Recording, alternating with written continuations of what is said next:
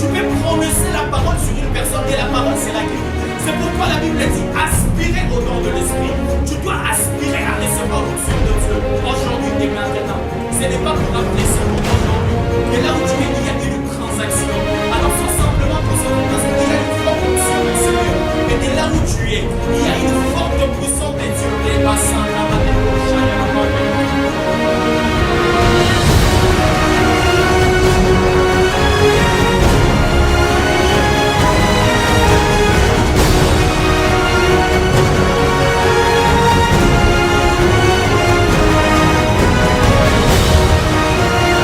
danse. Tu es en train de rendre chaque partie de ton corps. Shalom bien-aimés dans le Seigneur. Je suis Lionel Wanza, serviteur de Dieu à l'église La Compassion, extension de l'Éva.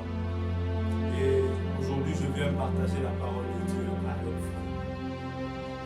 Le thème de mon message, c'est le Saint-Esprit et nous. Alors nous allons apporter la parole de Dieu.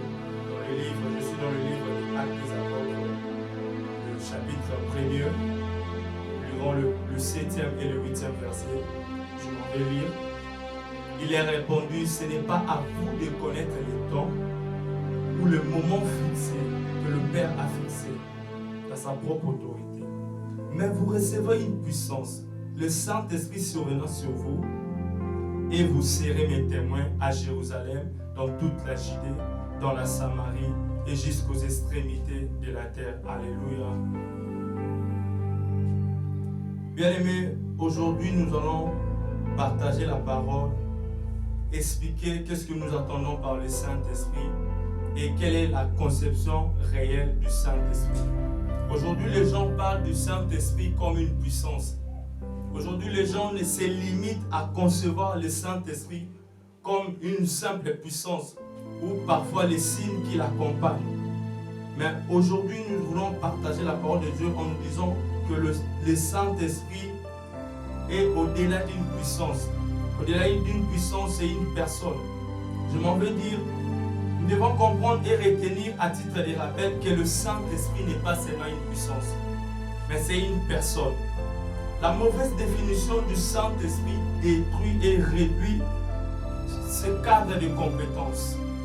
En fait, les cadres de compétences, d'action, ou bien la manière d'agir du Saint-Esprit est réduite lorsque nous avons une mauvaise conception de ce qu'il est. Si nous voulons expérimenter Dieu, si nous voulons expérimenter Dieu par le Saint-Esprit, c'est à nous de connaître, d'avoir une conception à sa juste valeur. Remarquez dans le passage que nous venons de lire, Acte chapitre 1, le verset 7 à 8. La Bible est en train de dire, c'est Christ qui dit aux disciples, ce n'est pas à vous de connaître le temps fixé par le Père, mais vous recevrez une puissance de Saint-Esprit survenant sur vous. Et il est en train de dire que vous serez mes témoins. Aujourd'hui, qu'est-ce que nous ne voyons pas? Plusieurs désirent la puissance du Saint-Esprit, non pas pour être témoins de Christ, mais plutôt pour répondre à leur égoïsme, lié à un regard anthropocentrique, où l'homme veut se satisfaire, où l'homme veut se glorifier en utilisant le Saint-Esprit comme un outil de passage pour lui permettre à se glorifier lui. Christ a promis la puissance, mais cette puissance était caractérisée par un témoignage. Il a parlé de la puissance, il a dit vous recevrez une puissance, mais cette puissance allait faire des témoins de Christ. Aujourd'hui, qu'est-ce que nous ne voyons pas bien aimés dans le Seigneur? Où les gens travaillent jour et nuit, priant, cherchant Dieu, si je peux dire ainsi, pour leur propre gloire. Où le besoin de l'homme est devenu en premier lieu. Où les hommes se priorisent au lieu de prioriser le Saint-Esprit. Bien aimés, retenons que tout est pour la gloire du Seigneur. La Bible déclare que Dieu a tout conçu pour sa gloire. Alléluia. Si nous voulons réellement vivre le Saint-Esprit, comprendre le Saint-Esprit tel qu'il est, nous devons toutefois avoir ce caractère de témoins. Et ça va bien nous permettre de continuer de faire une marche très longue avec le Saint-Esprit. Retenons que le Saint-Esprit sur terre, nous sommes le témoin. Je disais,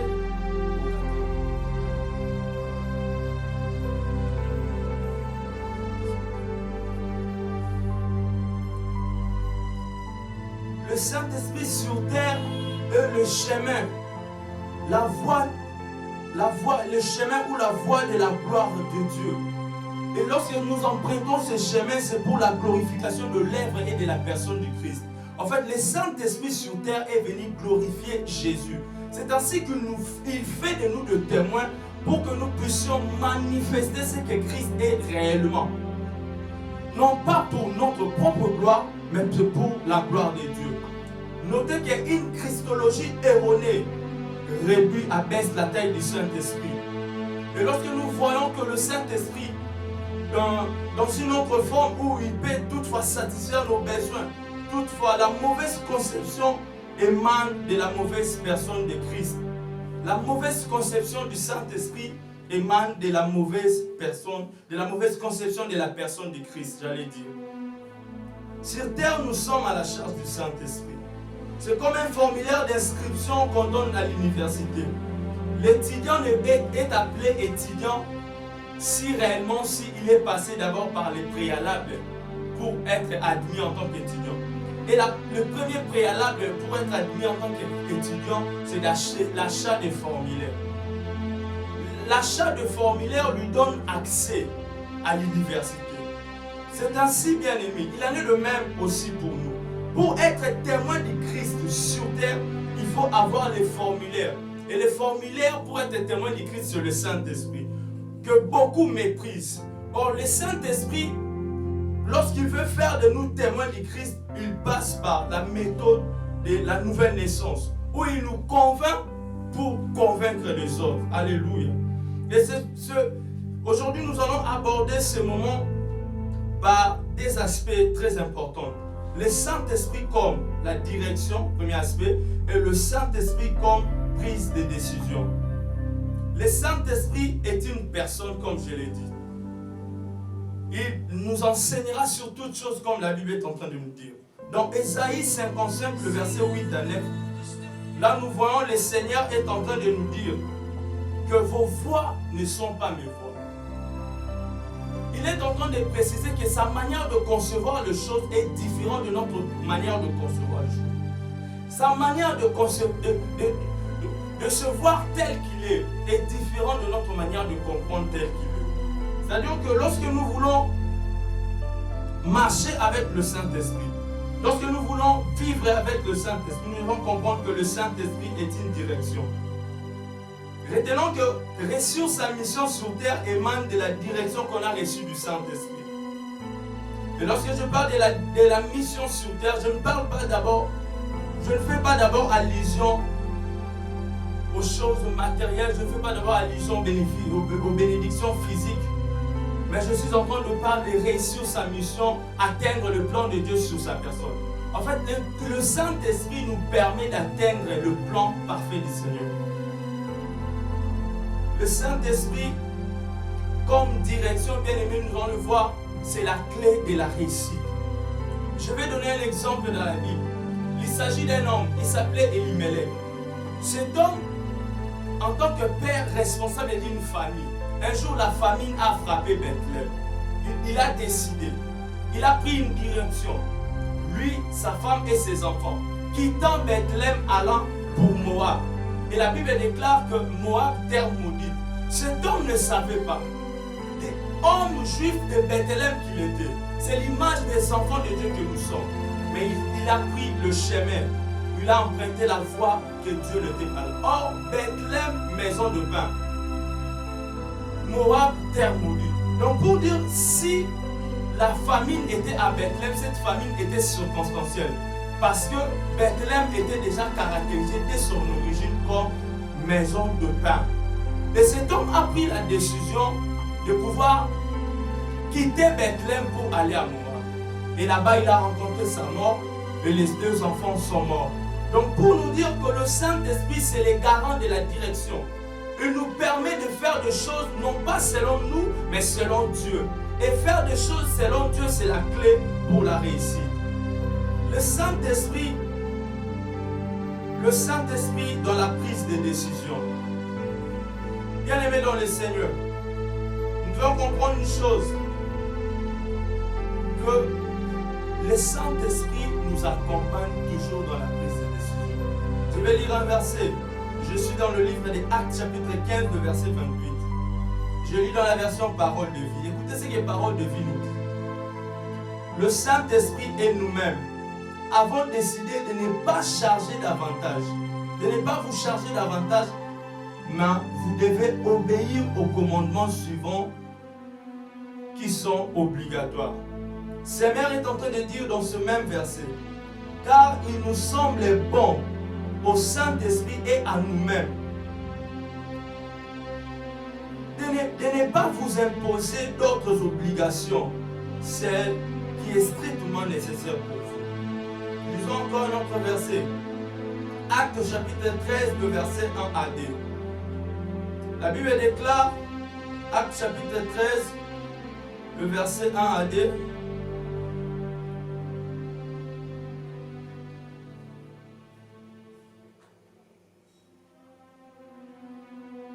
Il y avait à l'église d'Antioche des prophètes et des docteurs.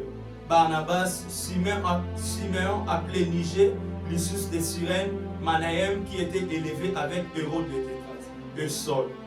Pendant qu'ils servaient les seigneurs dans leur ministère et qu'ils gênaient, le Saint-Esprit dit, mettez-moi à part Barnabas et Saul pour l'œuvre à laquelle je les ai appelés. Le Saint-Esprit dans la prise des décisions. Bien-aimés, la Bible est en train de parler dans Acte 13 d'une orientation dans la prise de décision où le Saint-Esprit avait intervenu. Remarquez que la Bible dit qu'il y avait des prophètes et des docteurs. C'est-à-dire qu'il n'y avait pas n'importe qui. C'était des personnes accrochées dans l'œuvre de Dieu. C'était des personnes murues dans l'œuvre de Dieu. Mais qui ne pouvaient pas décider seules sans le Saint-Esprit. J'aimerais dire à quelqu'un, quels que soient les titres que tu auras, quels que soient les niveaux spirituels, les niveaux de nombre d'années dans la vie chrétienne, sois dépendant du Saint-Esprit. Sois dépendant du Saint-Esprit. La Bible dit qu'il y avait des docteurs et des prophètes. Ils pouvaient aussi être des orgueilleux, décider seuls où ils devaient aller, qu'est-ce qu'ils devaient faire par la suite après la prière. Mais la Bible dit que pendant qu'ils servaient le Seigneur dans leur ministère et qu'ils gênaient, le Saint-Esprit dit. L'orientation n'était pas venue d'eux-mêmes. Ils n'étaient pas des professionnels dans le culte. Ils n'étaient pas des professionnels dans la prise de décision. Mais ils dépendaient totalement du Saint-Esprit. Ce qu'ils ont accompli comme tâche, prier pour les disciples que le Saint-Esprit avait choisis pour une mission, était réellement le fait d'être le fait d'écouter à la voix du Saint-Esprit. Alléluia. Après avoir écouté, c'est alors qu'ils ont décidé. J'aimerais dire à quelqu'un, ne prends pas la décision, ne t'oriente pas seul sans pour autant faire allusion au Saint-Esprit.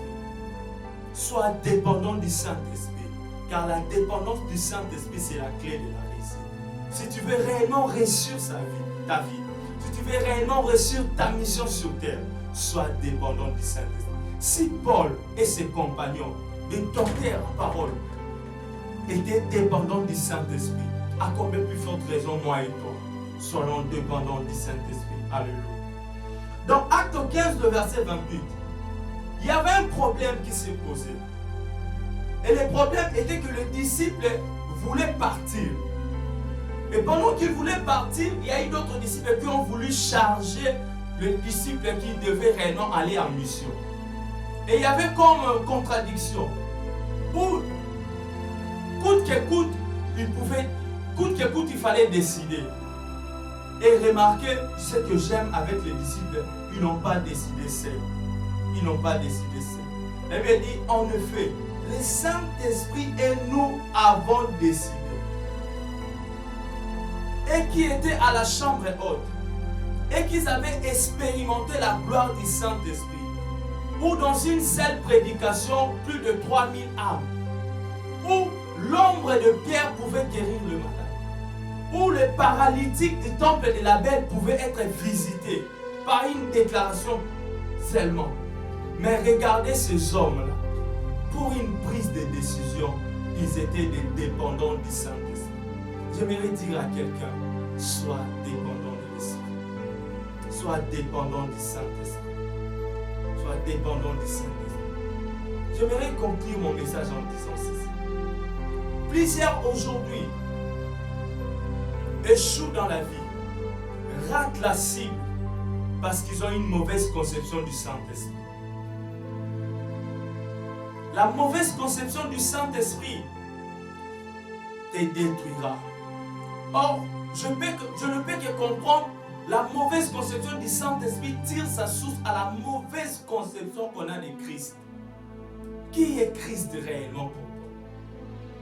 Si Christ ne suffit pas pour toi, le Saint-Esprit ne te servira à rien. Si ta christologie est erronée, quel que soit ce que tu peux dire du Saint-Esprit, sera toujours dans l'erreur. Alors, la meilleure des choses, bien aimés dans le Seigneur, si nous voulons expérimenter le Saint-Esprit, marcher avec lui, dans la direction et dans la prise de décision, faisons-nous amis de Jésus-Christ. Et la voie par excellence pour se faire amis de Christ, c'est de l'accepter. C'est passer par la nouvelle naissance. Et après, c'est alors que nous allons recevoir le Saint-Esprit comme un gage qui sera pour nous les reflets de notre témoignage en Christ. Bien-aimés dans le Seigneur, je peux beau dire, multiplier les mots, mais si je ne vous dis pas, bien-aimés, que Jésus-Christ est le chemin, la vérité et la vie, ma prédication sera vaine. Si nous voulons suivre les traces du Maître, si nous voulons nous identifier à lui, affectionnons-nous au Saint-Esprit. Car la Bible dit qu'il vous enseignera sur toutes choses. Et lorsque le Saint-Esprit vient dans la vie d'une personne, il utilise deux choses comme étant des armes puissantes qu'il utilise. C'est la réflexion et la conviction. Le Saint-Esprit en l'homme utilise sa réflexion et la conviction pour agir. Et par là, j'aimerais dire à quelqu'un, tout ce qui passe dans ta tête, tout ce qui bouillonne dans ton esprit, n'est pas seulement le reflet de tes pensées, mais parfois c'est la voix de l'esprit qui t'enseigne qu'est-ce que tu dois faire en ce temps, qu'est-ce que tu dois faire en cette période. En cette période où le coronavirus, il y a confinement partout, j'aimerais dire à quelqu'un, affectionne-toi au Saint-Esprit.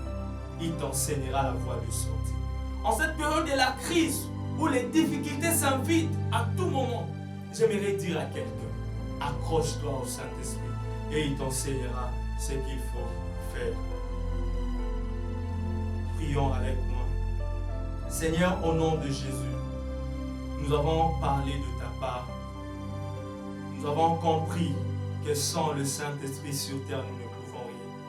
Nous avons compris que la mauvaise conception de Christ détruit et réduit la puissance du Saint-Esprit en nous. Nous avons compris que le Saint-Esprit est comme ces formulaires qui nous permettent d'atteindre réellement la stature d'un témoin de Christ.